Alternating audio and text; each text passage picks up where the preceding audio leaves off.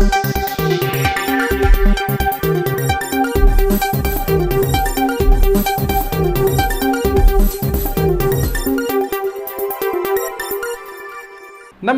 A news ಟಿವಿಯ speed ನ್ಯೂಸ್ಗೆ ಸ್ವಾಗತ. ನಾನು ಲೋಕೇಶ್. ದೇಶ, ರಾಜ್ಯ ಸೇರಿದಂತೆ ಸ್ಥಳೀಯ ವಿದ್ಯಮಾನಗಳ ಪಟಾಪಟ್ ಸುದ್ದಿಗಳು. ಬಿಹಾರದ ದರ್ಭಂಗದಲ್ಲಿ ರೈಲಿನ ಮೇಲೇರಿ ಸಾಹಸ ಮಾಡಲು ಯತ್ನಿಸಿದ ಯುವಕ ವಿದ್ಯುತ್ ತಂತಿ ಸ್ಪರ್ಶಿಸಿ ಮೃತಪಟ್ಟಿದ್ದಾನೆ. ಕೇವಲ ಒಂದು ಕ್ಷಣದ ಜಾಗರೂಕತೆ ಅಥವಾ ದುಸ್ಸಾಹಸ ಹೇಗೆ ಪ್ರಾಣಕ್ಕೆ ಕುತ್ತು ತರುತ್ತದೆ ಅನ್ನೋದಕ್ಕೆ ಈ ವೈರಲ್ ವಿಡಿಯೋ ಸಾಕ್ಷಿಯಾಗಿದೆ.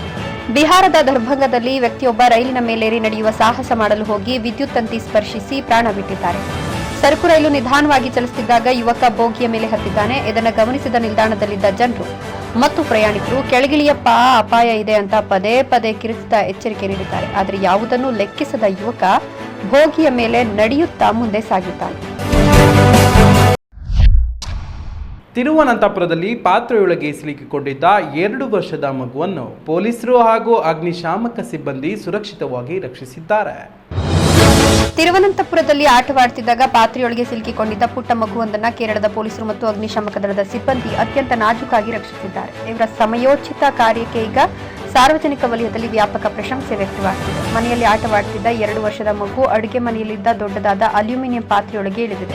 ಆದರೆ ಹೊರಬರಲು ಪ್ರಯತ್ನಿಸಿದಾಗ ಮಗುವಿನ ಸೊಂಟದ ಭಾಗ ಪಾತ್ರೆಯಲ್ಲಿ ಸಿಲುಕೊಂಡಿದೆ. ಮಗುವಿನ ಅಳು ಕೇಳಿ ಓಡಿ ಬಂದ ಪೋಷಕರು ಎಷ್ಟೇ ಪ್ರಯತ್ನಿಸಿದ್ರೂ ಮಗುವನ್ನು ಹೊರತೆಗೆಯಲು ಸಾಧ್ಯವಾಗಿಲ್ಲ. ಪೋಷಕರು ಕೂಡಲೇ ಪೊಲೀಸರು ಮತ್ತು ಅಗ್ನಿಶಾಮಕ ದಳಕ್ಕೆ ಕರೆ ಮಾಡಿ ವಿಷಯವನ್ನು ತಿಳಿಸಿದ್ದಾರೆ.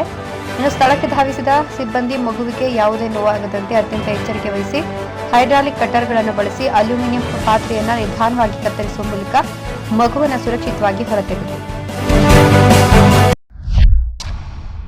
ಚಿಕ್ಕಮಗಳೂರಿನಲ್ಲಿ ಮದ್ಯಪಾನದ ಅಮಲಿನಲ್ಲಿ ಆಟೋ ಚಾಲಕರು ಬಸ್ ಅಡ್ಡಗಟ್ಟಿ ಕಿರಿಕ್ ಮಾಡಿದ ಘಟನೆ ಬೆಳಕಿಗೆ ಬಂದಿದೆ. ಚಿಕ್ಕಮಗಳೂರಿನಲ್ಲಿ ಕುಡಿದ ಅಮಲಿನಲ್ಲಿ ಬಸ್ ಅಡ್ಡಗಟ್ಟಿ ಆಟೋ ಚಾಲಕರು ಕಿರಿಕ್ ನಡೆಸಿರುವ ಘಟನೆ ಚಿಕ್ಕಮಗಳೂರು ನಗರದ ಕೆಎಂ ರಸ್ತೆಯಲ್ಲಿ ನಡೆದಿದೆ. ಕಡೂರಿನಿಂದ ಚಿಕ್ಕಮಗಳೂರು ಕೆಎಸ್ಆರ್ಟಿಸಿ ಬಸ್ ನಿಲ್ದಾಣಕ್ಕೆ ಬರುತ್ತಿದ್ದ ಬಸ್ಗೆ ರಸ್ತೆ ಮಧ್ಯೆ ಆಟೋ ಅಡ್ಡ ಹಾಕಿ ಪುಂಡಾಟ ಮೆರೆಯಲಾಗಿದೆ. ಬಸ್ ಚಾಲಕ ಮನವಿ ಮಾಡಿದ್ರೂ ಜಾಗ ಬಿಡದೆ ಬಸ್ಗೆ ಅಡ್ಡಲಾಗಿ ಆಟೋ ನಿಲ್ಲಿಸಿ 3 ಯುವಕರು ಕಿರಿಕ್ ಮಾಡಿದ್ದಾರೆ. ಆಟೋ ನಿಲ್ಲಿಸಿ ಸೆಲ್ಫಿ ತೆಗೆಯುತ್ತಿರುವ ಯುವಕರ ವಿಡಿಯೋ ವೈರಲ್ ಆಗಿದ್ದು ಚಿಕ್ಕಮಗಳೂರು ನಗರ ಪೊಲೀಸ್ ಠಾಣಾ ವ್ಯಾಪ್ತಿಯಲ್ಲಿ ಘಟನೆ ನಡೆದಿದೆ. ರಾಜಸ್ಥಾನದ ಚುರು ಜಿಲ್ಲೆಯಲ್ಲಿ ಕಾರು ಮತ್ತು ಟೆಂಪರ್ ಟ್ರಕ್ ನಡುವೆ ಡಿಕ್ಕಿಯಾಗಿ ಬೆಂಕಿ ಹೊತ್ತಿಕೊಂಡ ಪರಿಣಾಮ 3 ಸಜೀವ ದಹನವಾಗಿದ್ದು 5 ಗಂಭೀರವಾಗಿ ಗಾಯಗೊಂಡಿದ್ದಾರೆ. ಕಾರು ಹಾಗೂ ಡಂಪರ್ ಟ್ರಕ್ ನಡುವೆ ಡಿಕ್ಕಿ ಸಂಭವಿಸಿ ಬೆಂಕಿ ಹೊತ್ತುಕೊಂಡ ಪರಿಣಾಮ 3 ಸಜೀವ ದಹನವಾಗಿದ್ದು 5 ಸ್ಥಿತಿ ಗಂಭೀರವಾಗಿರುವ ಘಟನೆ ರಾಜಸ್ಥಾನದ ಚುರು ಜಿಲ್ಲೆಯಲ್ಲಿ ನಡೆದಿದೆ. ಹಮೀರ್ವಾಸ್ ಪೊಲೀಸ್ ಠಾಣಾ ವ್ಯಾಪ್ತಿಗೆ ಬರುವ ಪಿಲಾನಿ ಸಾದುಲ್ಪುರ ರಸ್ತೆಯಲ್ಲಿ ಘಟನೆ ನಡೆದಿದೆ. ಮೊದಲಲ್ಲಿ ಭಾಗವಹಿಸಿ ಪಿಲಾನಿಯಿಂದ ಹಿಂತಿರುಗಿದ್ದ ಮಹೀಂದ್ರ ಬುಲೆರೋ ತ್ರಿಪಾಲಿ ಟೋಲ್ ಪ್ಲಾಜಾ ಬಳಿ ಡಂಪರ್ ಟ್ರಕ್ಗೆ ಡಿಕ್ಕಿ ಹೊಡೆದಿದೆ. ಅಪಘಾತ ಎಷ್ಟು ಭೀಕರವಾಗಿತ್ತಂದ್ರೆ 2 ವಾಹನಗಳಿಗೂ ಕ್ಷಣದಲ್ಲಿ ಬೆಂಕಿ ತಗುಲಿತ್ತು. ಗಾಯಗೊಂಡ 5 ಜನರನ್ನ ನಂತರ ಪಿಲಾನಿಯ ಬಿರ್ಲಾ ಸಾರ್ವಜನಿಕ ಆಸ್ಪತ್ರೆಗೆ ಸಾಗಿಸಲಾಯಿತು. ಮದುವೆ ಆಗುವುದಾಗಿ ನಂಬಿಸಿ ವಂಚಿಸಿದ ಪ್ರಕರಣದಲ್ಲಿ ಆರೋಪಿಯಾಗಿರುವ ಕೃಷ್ಣ ಜೆ ರಾವ್ ವಿರುದ್ಧದ ಪ್ರಕರಣಕ್ಕೆ ಹೈಕೋರ್ಟ್ ಷರತ್ತಿನ ಮೇರೆಗೆ ಮಧ್ಯಂತರ ತಡೆ ನೀಡಿದೆ.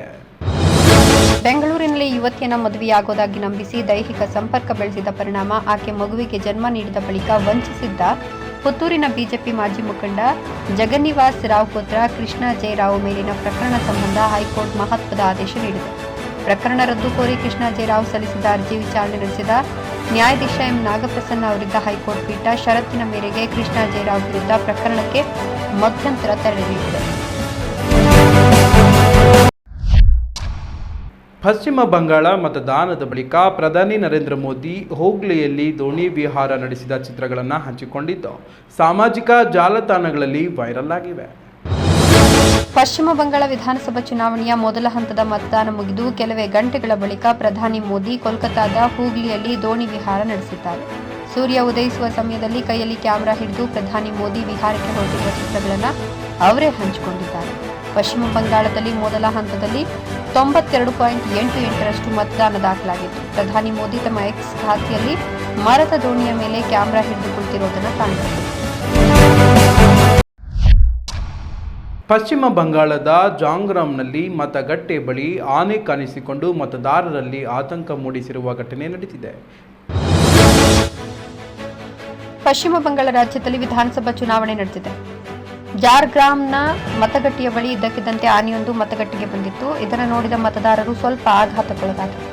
ಜಾರ್ಗ್ರಾಮ್ನ ಜಿಡುಸೋಲ್ ಪ್ರಾಥಮಿಕ ಶಾಲೆಯ ಬಳಿ ಈ ಘಟನೆ ನಡೆದಿದೆ. ಅಧಿಕಾರಿಗಳು ಈ ಪ್ರದೇಶದಲ್ಲಿ ಆನೆಗಳು ಇರ್ತವೆ ಅಂತ ಮೊದಲೇ ಎಚ್ಚರಿಸಿದ್ರಿಂದ ಯಾವುದೇ ಅಹಿತಕರ ಘಟನೆ ಸಂಭವಿಸಿಲ್ಲ. ಮತ ಚಲಾಯಿಸಲು ಬಂದಿದ್ದ ಮತದಾರರಲ್ಲಿ ಒಬ್ಬರು ತಮ್ಮ ಮೊಬೈಲ್ನಲ್ಲಿ ಆನೆ ಮತಗಟ್ಟೆಯ ಬಳಿ ಚಲಿಸುತ್ತಿರುವುದನ್ನು ವಿಡಿಯೋ ಮಾಡಿದ್ದಾರೆ. ಈ ವಿಡಿಯೋ ಸಾಮಾಜಿಕ ಜಾಲತಾಣಗಳಲ್ಲಿ ಅಪ್ಲೋಡ್ ಆಗಿದ್ದು ವೈರಲ್ ಆಗ್ತಿದೆ. ದೆಹಲಿಯಲ್ಲಿ ಯುಪಿಎಸ್ಸಿ ಅಭ್ಯರ್ಥಿ ಹತ್ಯೆ ಮತ್ತು ಅತ್ಯಾಚಾರ ಪ್ರಕರಣದಲ್ಲಿ ಆರೋಪಿಯು ತಪ್ಪೊಪ್ಪಿಕೊಂಡಿದ್ದು ತನಿಖೆ ಚುರುಕುಗೊಂಡಿದೆ. ದೆಹಲಿಯಲ್ಲಿ ನಡೆದ ಯುಪಿಎಸ್ಸಿ ಆಕಾಂಕ್ಷಿಯ ಹತ್ಯೆ ಮತ್ತು ಅತ್ಯಾಚಾರ ಪ್ರಕರಣದ ತನಿಖೆ ಚುರುಕುಗೊಂಡಿದೆ. ವಿಚಾರಣೆ ವೇಳೆ ಆರೋಪಿ ರಾಹುಲ್ ಮೀನಾ ನೀಡುತ್ತಿರುವ ಹೇಳಿಕೆಗಳು ಆತನ ವಿಕೃತ ಮನಸ್ಥಿತಿಯನ್ನು ಅನಾವರಣಗೊಳಿಸಿದೆ. ರಾಹುಲ್ ಮೀನಾ ಪೊಲೀಸರ ಮುಂದೆ ತಪ್ಪೊಪ್ಪಿಕೊಂಡಿದ್ದು, ಆ ಅಕ್ಕ ಹಣ ಕೊಟ್ಟಿದ್ರೆ ಈ ರೀತಿ ಪರಿಸ್ಥಿತಿ ಬರುತ್ತಲೇ ಇರಲಿಲ್ಲ ಅಂತ ಆತ ಆ ಯುವತಿಯನ್ನ ಅಕ್ಕ ಅಂತ ಕರೆದಿದ್ದಾನೆ. ರಾಜ್ಯದಲ್ಲಿ ಎಲ್ಪಿಜಿ ಸಿಲಿಂಡರ್ ಕೊರತೆ ಭೀತಿ ಈಗ ಕಡಿಮೆಯಾಗಿದ್ದು ಗ್ರಾಹಕರ ಬೇಡಿಕೆಯಲ್ಲಿ ಇಳಿಕೆ ಕಂಡುಬಂದಿದೆ. ಅಮೆರಿಕ, ಇಸ್ರೇಲ್, ಇರಾನ್ ಯುದ್ಧದಿಂದ ದೇಶದಲ್ಲಿ ಗ್ಯಾಸ್ ಸಿಲಿಂಡರ್ ಕೊರತೆ ಉಂಟಾಗಿತ್ತು. ಇದರಿಂದ ರಾಜ್ಯದಲ್ಲೂ ದೊಡ್ಡ ಆತಂಕ ಸೃಷ್ಟಿಯಾಗಿತ್ತು. ಜನ ಸಾಲು ನಿಂತು ಗ್ಯಾಸ್ ಪಡೆದುಕೊಳ್ಳಲು ಪರದಾಡ್ತಿದ್ರು. ಇದೀಗ ಈ ಸಮಸ್ಯೆ ಇಲ್ಲ ಅಂತ ಹೇಳಲಾಗಿದೆ. ಕರ್ನಾಟಕದಲ್ಲಿ ಕಳೆದ ಕೆಲವು ದಿನಗಳಿಂದ ಎಲ್ಪಿಜಿ ಸಿಲಿಂಡರ್ಗಳ ಕೊರತೆಯಾಗಬಹುದು ಎಂಬ ಭೀತಿಯಿಂದ ಗ್ರಾಹಕರು ಮುಗಿಬಿದ್ದು ಬುಕಿಂಗ್ ಮಾಡುತ್ತಿರುವ ಘಟನೆಗಳು ಈಗ ಗಣನೀಯವಾಗಿ ಕಡಿಮೆಯಾಗಿದೆ.